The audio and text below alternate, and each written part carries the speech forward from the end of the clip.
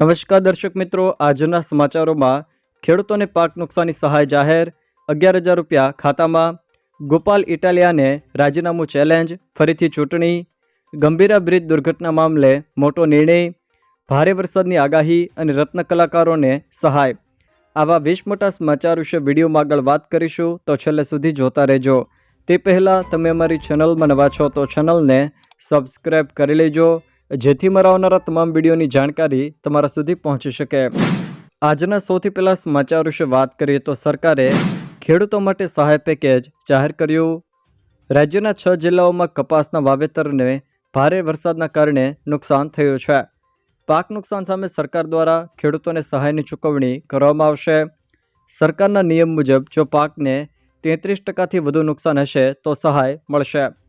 October 2024માં થયેલા નુકસાન માટે સરકારે રાહત પેકેજની જાહેરાત કરી છે. છોટાઉદેપુર, જામનગર, અમરેલી, ભાવનગર, સુરેન્દ્રનગર અને રાજકોટ જિલ્લામાં કપાસ નુકસાની અંતર્ગત સહાય ચૂકવવામાં આવશે. 2 હેક્ટરની મર્યાદામાં પ્રતિ હેક્ટર 11,000 રૂપિયાની સહાય આપવામાં આવશે. જોકે 2 હેક્ટર હશે તો 22,000 રૂપિયાની સહાય આપવામાં આવશે. આ માટે 14 જુલાઈથી લઈને 6 જિલ્લાના ખેડૂતોએ ઓનલાઈન અરજી કરવાની રહેશે. સરકારશ્રી તરફથી ખેડૂતોના બેંક એકાઉન્ટમાં જ સીધા પૈસા જમા કરવામાં આવશે. ગોપાલ ઇટાલિયાનો કાંતિ અમૃત્યાને પડકાર, રાજકારણ ગરમાયું. મોરબીમાં હજુ 2 દિવસ પહેલાં જ અતિશય ભંગાર રસ્તા અને સામાન્ય વરસાદે પાણી ભરાવાથી ત્રાહિમામ પોકારી ગયેલા લોકોએ રસ્તા પર ઉતરીને રસ્તા રોકો આંદોલન કરીને તંત્રને નતમસ્તક કર્યું હતું. ત્યારે મોરબીના ધારાસભ્ય કાંતિ અમૃત્યાએ લોકોના સવાલોનો ઉકેલ લાવવાને બદલે વિસાવદરમાં ભાજપને હરાવીને જીતેલા ગોપાલ ઇટાલિયા મોરબીમાં જીતે તો 2 કરોડ આપું તેવી ચેલેન્જ ફેંકીને લોકોને પીડા આપતા સવાલોની મજાક ઉડાડી હતી. વળી આ ચેલેન્જને આમ આદમી પાર્ટીના ધારાસભ્યએ સ્વીકારી લેતા રાજકીય વિવાદ જાગ્યો છે.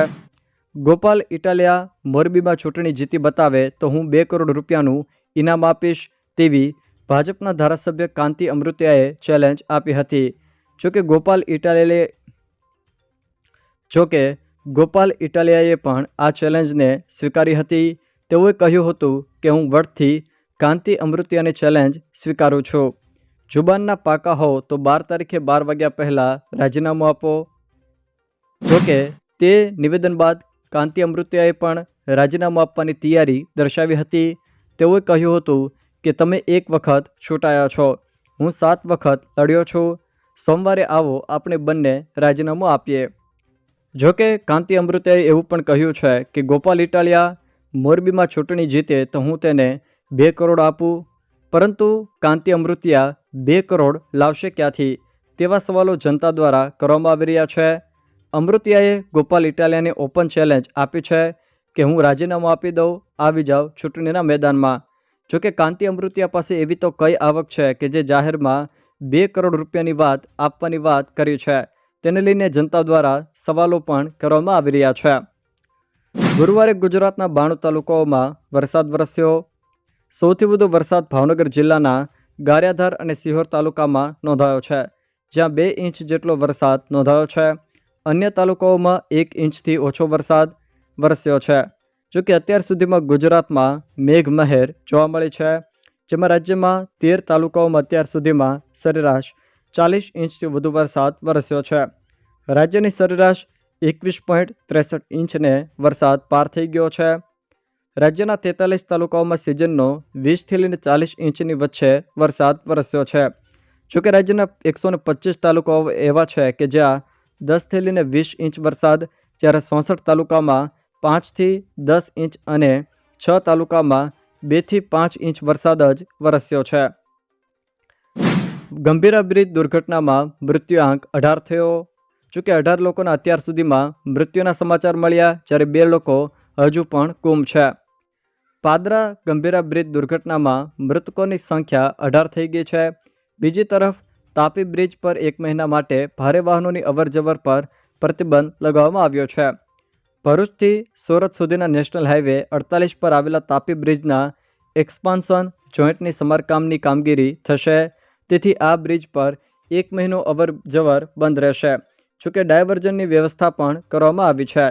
જ્યારે ગંભીરા બ્રિજ દુર્ઘટના મામલે વાત કરીએ તો અત્યાર સુધીમાં 18 લોકોના મૃત્યુના સમાચાર આવ્યા છે, જ્યારે 2 લોકો હજુ પણ ગુમ છે. 48 કલાકથી રેસ્ક્યુ ઓપરેશન શરૂ છે. જોકે સરકારની કામગીરી પણ સવાલો ઉઠી રહ્યા છે. R&B વિભાગની બેદરકારી પણ સામે આવી છે, જેમાં રોડ એન્ડ બિલ્ડિંગ વિભાગના 4 એન્જિનિયરોને સસ્પેન્ડ પણ કરવામાં આવ્યા છે. જોકે વાહનો બહાર કાઢવા માટે હાલ સેનાના વાહનોનો ઉપયોગ પણ કરવામાં આવી રહ્યો છે. ભાદરવી પૂનમના મેળાની તારીખો જાહેર.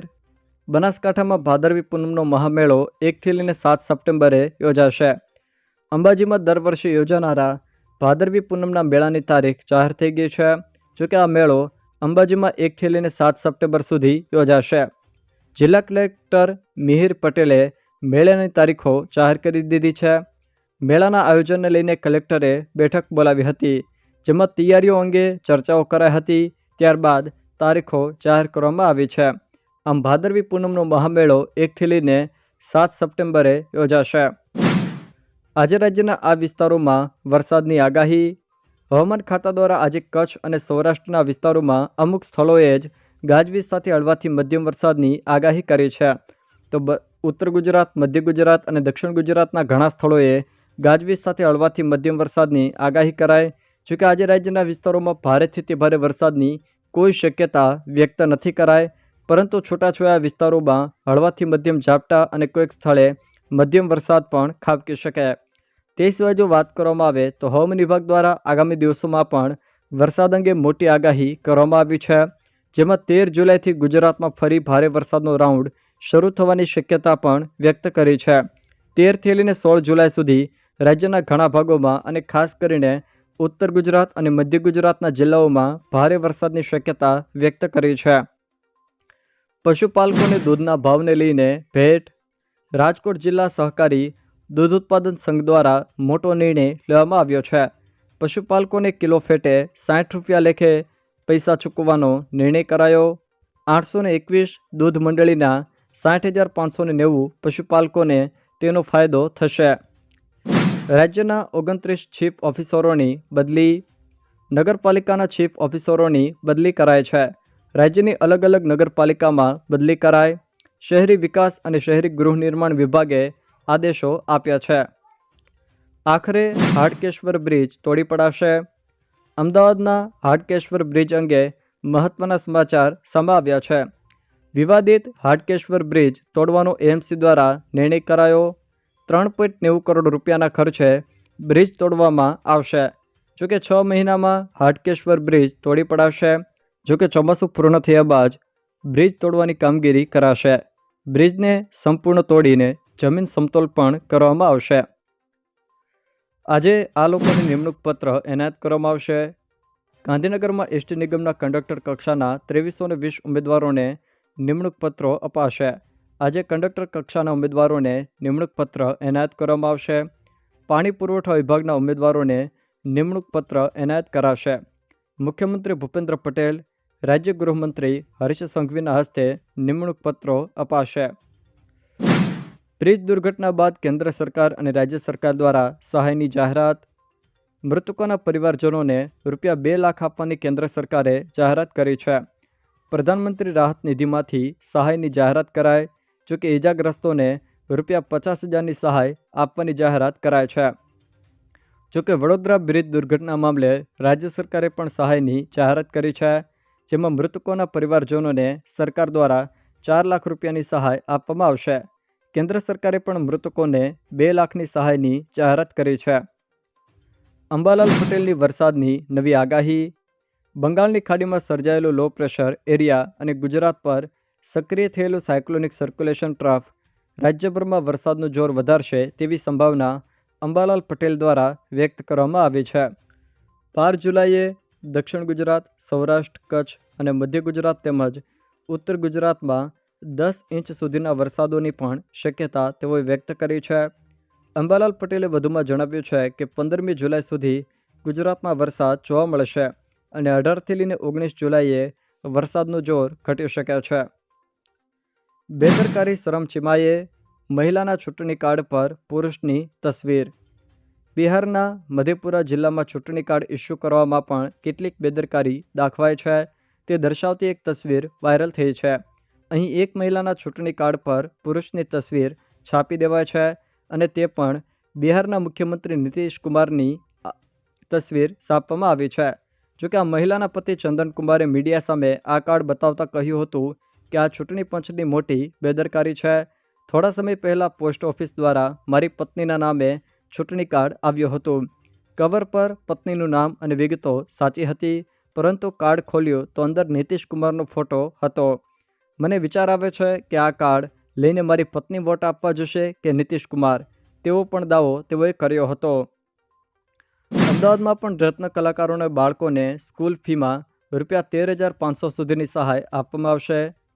હીરા ઉદ્યોગમાં મંદીને લઈને અનેક કારખાનાઓ બંધ થતાં રત્ન કલાકારો મુશ્કેલીમાં મુકાયા છે અને જેને લઈને સરકાર દ્વારા ગત મે મહિનામાં રત્ન કલાકારોના બાળકોને સ્કૂલ ફી માટેની આર્થિક સહાય અને એકમોને આર્થિક સહાય માટેનું પેકેજ પણ જાહેર કરવામાં આવ્યું હતું. જે અંતર્ગત અમદાવાદમાં પણ રત્ન કલાકારો વાલીઓ પાસેથી અરજીઓ મંગાવવામાં આવી છે. અમદાવાદ શહેર ડીઈઓ દ્વારા તમામ સ્કૂલોને પરિપત્ર કરીને રત્ન કલાકારોને બાળકોને સ્કૂલ ફી સહાય માટે વાલીઓ પાસેથી અરજીઓ પણ મંગાવવા માટે આદેશ કરવામાં આવ્યો છે. જોકે વાલીઓએ આધાર પુરાવા સાથે 22 જુલાઈ સુધીમાં સ્કૂલમાં અરજી કરવાની રહેશે. ત્યારબાદ સ્કૂલોએ નક્કી કરાયેલા રિસીવિંગ કેન્દ્રો પર અરજી કરવાની રહેશે. સરકાર દ્વારા જાહેર કરવામાં આવેલા પેકેજના ઠરાવની જોગવાઈઓ મુજબ તારીખ 31/3/2024 બાદ રત્ન કલાકારો છૂટા થયેલા હોવા જોઈએ અને ઓછામાં ઓછા 3 વર્ષ કોઈપણ કારખાનામાં કામ કરેલું હોવું જોઈએ. કેટલ શેડ બાંધકામ, ગમાણ અને પાણીની ટાંકી તથા ડોલ માટે ₹30,000 સહાય. રાજ્ય સરકારની પશુપાલન ખાતાની સહાયકારી યોજનાઓ વર્ષ 2025-26 અંતર્ગત હાલ વિવિધ ઘટકોમાં સહાય મેળવવા માટે આઈ ખેડૂત પોર્ટલ ઉપર ફોર્મ ભરવાના શરૂ છે. જેમાં એક ઘટક વિશે વાત કરીએ તો કેટલ શેડ બાંધકામ, ગમાણ, પાણીની ટાંકી તથા ડોલ માટે સહાય પણ આપવામાં આવે છે, જેમાં 2 પશુ હોવા જરૂરી છે. યોજનાના હેતુ વિશે વાત કરીએ તો પશુપાલકો પાસે પોતાના પશુઓ બાંધવા માટે અને તેમને રક્ષણ આપવા માટે કેટલ શેડની સગવડતા ઊભી કરવાનો છે. જેમાં લાયકાત રહેશે અનુસૂચિત જાતિના ખેડૂતો અને પશુપાલકો તેનો લાભ લઈ શકે છે. અન્ય કેટલીક શરતો પણ તેમાં સહાય મેળવવા માટેની રહેલી છે. જેના વિશે વાત કરીએ તો જે ખેડૂત કે પશુપાલકો 2 કે તેથી વધુ પશુ રાખતા હોય તેને જ આ યોજનાનો લાભ મળી શકે છે. માલિકીની જમીન કે 10 વર્ષથી વધુ કે તેથી વધુ સમય માટે ભાડા પટ્ટે લીધેલ જમીન અંગે કરારનામું પણ રજૂ કરવાનું રહેશે. આ યોજના અંતર્ગત મૂળ ખર્ચના 75% સહાય અથવા તો મહત્તમ ₹30,000 આ બેમાંથી જે ઓછું હોય તે સહાય આપવામાં આવે છે. જેના માટેની અમલીકરણ સંસ્થા નાયબ પશુપાલન નિયામક ઘનિષ્ઠ પશુ સુધારણા યોજનાની કચેરી રહેશે. જોકે સહાય મેળવવા માટે આઈ ખેડૂત પોર્ટલ ઉપર ઓનલાઈન અરજી કરવાની રહેશે. જો દર્શક મિત્રો આ વિડીયો તમને પસંદ આવ્યો હોય તો વિડીયોને લાઇક કરો, તમારા મિત્રો સાથે શેર કરો અને જો તમે અમારી ચેનલમાં નવા હો તો ચેનલને સબસ્ક્રાઈબ જરૂર કરજો, જેથી મારા આવનારા તમામ વિડીયોની જાણકારી તમારા સુધી પહોંચી શકે.